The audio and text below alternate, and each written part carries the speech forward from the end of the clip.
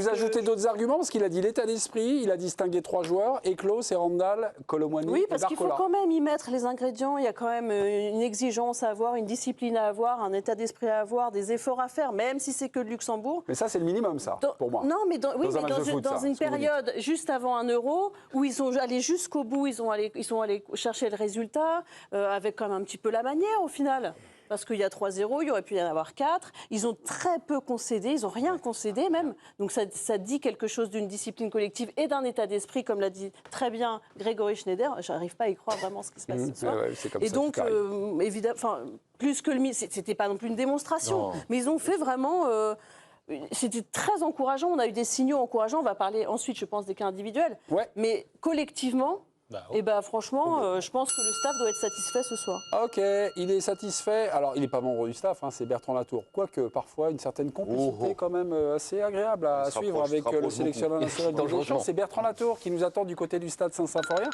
Bertrand, bonsoir. Dans quelques minutes, on va vous retrouver avec l'un des acteurs du match qui se bouscule à votre micro. Yes. Bertrand, ce soir, les Bleus, pour vous, ils ont fait le minimum ou plus que le minimum syndical. 3-0 contre le Luxembourg. Bon, non, ils ont plutôt fait le minimum, je trouve. Je n'ai pas été renversé ce soir. On s'y attendait pas forcément parce qu'il y a une charge de travail assez importante depuis le début du rassemblement. Mais moi, c'est quand même plutôt l'ennui qui m'a accompagné tout au long de la rencontre, surtout en première période. Le but intervient extrêmement tardivement. Donc non, je ne peux pas dire que j'ai passé une soirée de dingue ce soir. Il n'y a pas une ambiance folle non plus. Et ce que j'ai vu sur le terrain... c'est un train qui arrive à l'heure, 3 buts d'écart contre le Luxembourg, vu le CV de nos joueurs, ne serait-ce que sur la classe pure, c'est normal qu'il y ait cette différence-là, ça me paraît être le minimum. Donc non, je n'ai pas envie d'être extrêmement positif, il n'y a pas aucun facteur d'inquiétude non plus, mais je suis un peu sur ma faim. Il y a peut-être, je vous donne une petite enquête parce que le diffuseur TF1, Adi Mécano, avait ressenti une petite gêne, d'où son remplacement à la mi-temps. Je ne sais pas si vous avez déjà une information. On posera la question. Voilà. Oui, vous poserez la question. Juste parce que depuis la mi-temps, on est en train de dire à nos téléspectateurs que l'équipe de France a eu, là, cette semaine, la semaine qui a suivi, ces 7 derniers jours, des grosses séances de travail. Il y avait quoi au programme pour réathlétiser les Bleus? Il y avait des trucs un peu durs? Ils sont allés dans le dur, nos Bleus? Ouais, notamment lors des séances du matin auxquelles on ne pouvait pas assister, mais il y avait un travail physique qui a été réalisé, donc c'est ce qui fatigue le plus les joueurs. Parfois l'entraînement de l'après-midi n'était pas le plus contraignant, mais quand vous avez une double séance avec un travail physique le matin, forcément ça fatigue. Et les retours qu'on a eu de la part de certains joueurs, c'est que ils avaient beaucoup cavalé, si je reprends une des expressions qui m'avait été donnée à ce moment-là, donc je ne m'attendais pas à les voir vraiment saignant, même s'il y a aussi quelques bonnes surprises et quelques bonnes nouvelles parmi les 11 qui ont débuté la rencontre et ceux qui sont entrés en jeu aussi. Ouais, Randall, Colomwani, Barcola et Klaus, on les a nommés. Et on reviendra vers vous dans quelques minutes, mais vous avez un peu séché l'humeur du plateau, en tout cas du coin droit du plateau. C'est un train qui arrive à l'heure. Au contraire, voilà. Je crois qu'on reprend l'argument de la mi-temps. Qu'est-ce qu'on attendait de ce match? C'est notre question. Qu'est-ce qu'on pouvait attendre raisonnablement de ce match? Même si on est, évidemment, on a envie de voir un 8-0 et machin. Vous savez, sur l'autre écran, on avait Belgique-Monténégro. Pendant une demi-heure, la Belgique, ils se sont fait marcher dessus. Ça veut dire que c'est un moment de la saison où ils sont tous en phase de réathlétisation. Mais vous savez, celle qui n'est pas en début de saison, ni en janvier, celle qui est à la fin du championnat, où tu as déjà attaquer une compétition. Ouais. Non mais c'est... Donc finalement, Bertrand nous donne le meilleur argument possible, c'est qu'il ne s'est pas régalé, je le comprends et j'entends tout à fait ces arguments, mais au milieu de gros blocs de travail physique. Ça veut dire qu'en fait, on n'a pas abordé ça, tu l'as pas abordé, mais ça compte beaucoup. Et finalement, c'est peut-être le meilleur argument, c'est qu'on a vu ce soir un match hyper correct, hyper sérieux, hyper impliqué au milieu d'une période que tous les joueurs connaissent et qui est pénible à gérer physiquement. L'un des buteurs au micro de Bertrand Latour, c'est Jonathan Klaus pour le but du 2-0 à la 70e minute. Bravo Jonathan, à vous de jouer les gars. Exactement, on va le féliciter dans un instant, Jonathan. Qu'est-ce que vous avez pensé de la partie? Est-ce que les jambes étaient un peu lourdes en début de match ou pas? Parce que vous avez pas mal travaillé, je crois, à Clairefontaine, on n'a pas tout vu, mais notamment le matin. Ouais, c'est ça. Je pense qu'on a eu du mal à mettre le bon rythme. On était un peu un peu au ralenti, je trouvais. Et sur des éclairs, parfois en première mi-temps, on voyait que quand on accélérait, effectivement, on faisait la différence. On a eu du mal à se mettre dedans. Effectivement, il faut trouver le rythme des matchs maintenant et plus de l'entraînement. On a beaucoup travaillé, ça va monter en puissance et forcément on est content du résultat. Cette préparation, elle est fondamentale pour l'Euro qui vous attend le 17 parce que vous avez tous des niveaux de physique un peu différents. Ouais, c'est là où c'est très important, c'est qu'on arrive à homogénéiser le travail physique et qu'on arrive tous très bien en forme. On n'a pas tous le même niveau physique de base, mais voilà, on fait tous en sorte qu'on soit au maximum pour début juin. Est-ce que vous pouvez nous raconter ce but parce qu'il est beau, il est particulièrement beau? Ouais, il est beau, je ne l'ai pas revu encore. Je sais que quand il me la met, je veux centrer à la base, après je vois que ça sort vite, je veux frapper, je vois juste le filet sous la barre qui se lève, je n'ai pas encore vraiment vu, je suis content forcément, mais je ne l'ai pas vu encore. Donc, J'ai souvenir d'un match à Angers de mémoire avec l'OM, vous aviez joué à gauche et vous aviez marqué aussi. C'est la recette au final, c'est que vous êtes arrière droit mais vous êtes encore plus décisif à gauche? Peut-être, je sais pas, mais tant mieux. Alors si je joue à gauche et que je marque, tant mieux. Si je suis décisif, on prend. Bon, le message est passé pour le coach en tout cas. Merci beaucoup Jonathan. Voilà, Jonathan, toujours frais, toujours naturel et tout ça. Le fait de jouer faux pied là, et d'être là sur le côté, ça compte. Il y a des zones qu'on recherche plus facilement. S'il avait été à droite, il aurait plutôt centré. Alors là, il a vraiment tout le jeu pour un droitier, tout le jeu ouvert. Ils n'ont pas été hyper vaillants sur le coup. Ils sortent pas vite. Non. Là, il a le temps. Jérôme, d'après mes informations, le Luxembourg avait eu aussi un gros bloc de travail. Non, notamment le matin. Peut-être moins gros. Ouais. Ils avaient beaucoup couru et gros bloc de travail. Ils avaient le gros bloc des vacances derrière qui arrivent à... Voilà, Oui. Oui, c'est pas vrai. Non, mais trêve de plaisanterie sur finalement, là, la position faux pied, c'est quelque chose qui est important, qui est même carrément décisive sur ça. Parce qu'il a tout le jeu, là. Il a tout le jeu, il a toutes les surfaces. On en voit de plus en plus. On en voit, Oui, non, mais c'est... Mais oui, ça compte. Mais, j'enfonce les portes ouvertes. Non, mais après, ça dépend. Non, mais les faux pieds, ça dépend aussi de l'animation autour. Parce que ça te prive aussi des centres en première intention si tu joues avec deux faux pieds. Ouais. Qui est la grosse force de Klose aussi, qui peut le faire quand Qui peut le faire exactement quand il joue sur son pied droit. Cancelo, là, Mais vous aviez un doute, vous, en disant sur l'état d'esprit? Ah, vous avez un doute? Mais non, mais moi je suis désolé, sur le dernier rassemblement. Ah oui. Quand même, de mars. Ah, donc en fait, le calendrier, ça marche quand c'est mars, quand ça vous arrange pour dire que c'est une période qui est différente. Et là, on vous dit que c'est une autre période qui est différente. Donc, là, il y a l'euro, là. Là, il y a l'odeur de la compète, là. Moi, j'ai souvenir de la préparation de la Coupe du Monde 2018, où les 3 matchs amicaux, notamment à Nice face à l'Italie, où c'était plus que moyen. Le dernier match avec les Américains, les Américains à Lyon. C'était l'Italie quand même en fait.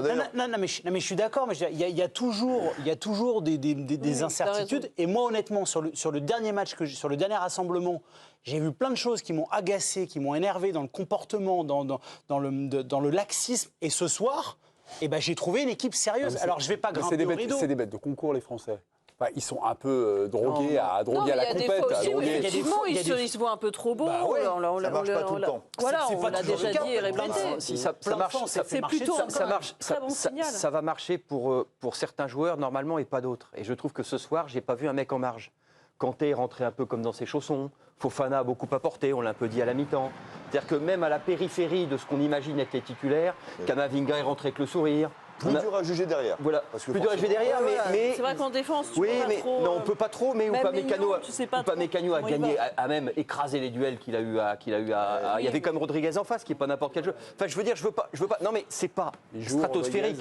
Mais il se trouve que on sent une espèce de... En fait, Klose en a parlé en conférence de presse dimanche. Il dit, dans ces trucs-là, en fait, chacun essaye de mettre sa petite pièce et de montrer qu'il peut apporter un petit quelque chose. Évidemment que tout est à venir. Évidemment qu'une équipe se fait en compétition et pas 10 jours avant. Mais là, j'ai eu l'impression de voir pas mal de mecs qui apportaient un petit quelque chose. Dans un match comme ça, quand tu n'es pas titulaire installé, tu as toujours plus à perdre qu'à gagner.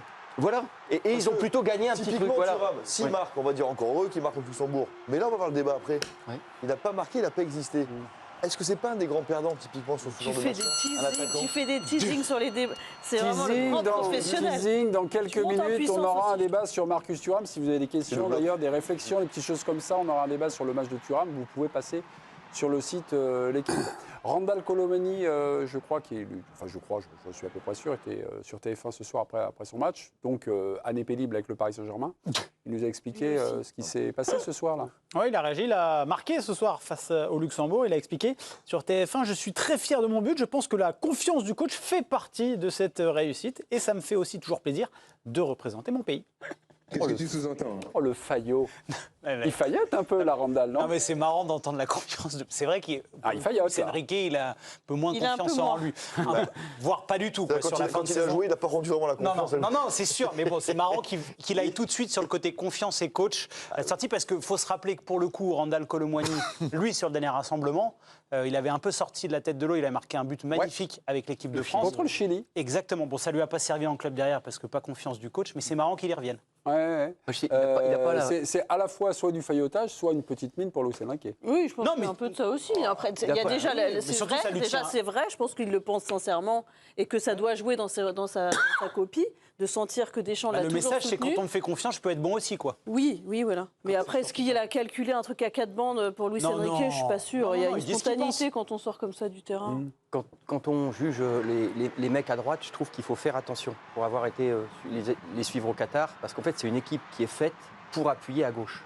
Avec Théo Hernandez et Mbappé. Koundé n'est pas quelqu'un qui... C'est le débat avec Dembélé à la Coupe du Monde. Voilà. Non mais, se dire que Dembélé doit énormément défendre, Koundé l'aide peu ou bien moins que Théo Hernandez, donc c'est des postes un petit peu... le poste d'ailier droit est compliqué. Mais il joue à sa place, là. Enfin, il joue à sa place. Non, il aime jouer à droite. Non, mais il joue à droite. Non, sa place, c'est avançant. Vous pouvez tout prendre comme vous voulez, donc après... il aime bien jouer à droite. Oui, mais il peut le faire. Non mais c'est pas ce que j'essaie... C'est pas ce que j'essaie de vous dire. J'essaie de vous dire qu'à droite... C'est ce que je comprends. À droite, c'est plus compliqué. Parce que notamment, normalement, Griezmann défend des fois un peu comme il veut. Je vous renvoie à la première mi-temps de France-Pologne au Qatar. À gauche, vous avez des dragsters. Vous avez une équipe qui impacte, vous avez une équipe... À droite, c'est plus compliqué. Ils sont plus difficiles à juger. Voilà, c'est ça que je voulais dire. Ouais, mais lui quand tu peux échanger avec lui, etc., il aime bien jouer quand même sur le côté droit. Il ne prive pas. Oui, mais bon, tu voyez ce que je veux dire. Pas complètement, mais on est habitué en Amérique. Donc c'est pour ça aussi qu'on t'aime. Il veut juste dire que le poste d'ailier droit en équipe de France, ça peut être parfois plus compliqué. Voilà. Les Bleus ont-ils fait plus que le minimum syndical ce soir? Pourquoi? Face au Luxembourg, en général, c'est une victoire. Vous êtes intéressé au face-à-face entre la France et le Luxembourg? Petite compilation là, de ce qui se joue entre la France et le Luxembourg. Ouais, ce soir, c'était tout simplement le 19e match dans l'histoire entre la France et le Luxembourg. 17e victoire pour l'équipe de France. Un match nul et une défaite avec bien la victoire 3-0 ce soir. On est à 73 buts marqués, donc c'est plutôt pas mal. Hein. Près de 4 buts marqués en moyenne par l'équipe de France. 12 buts encaissés seulement dans ces confrontations face au Luxembourg. Et puis, vous savez le nul, quand est-ce qu'il est? Le nul, c'est le dernier, 2017. À Toulouse. À Toulouse, juste avant la Coupe du Monde. 0-0, il y a eu plein de frappes. Il tire sur le poteau, le Luxembourg. Oui, et en plus. Le Luxembourg, qu'est-ce qu'ils ont fait là? Est-ce qu'on peut les considérer encore comme une petite équipe? Ce soir, c'était une petite équipe. Ce soir, oui, mais c'était une équipe qui n'était pas loin quand même de disputer l'Euro, battue seulement par la Géorgie en demi-finale des barrages. Dans son groupe de qualification, elle a terminé derrière l'intouchable Portugal et la Slovaquie. Actuellement, elle est 87e au classement FIFA dans le top 100 depuis 2017. Et autre particularité de cette formation, les joueurs s'exportent. Sur les 11 titulaires ce soir, eh bien, la totalité évolue actuellement à l'étranger dans des championnats professionnels.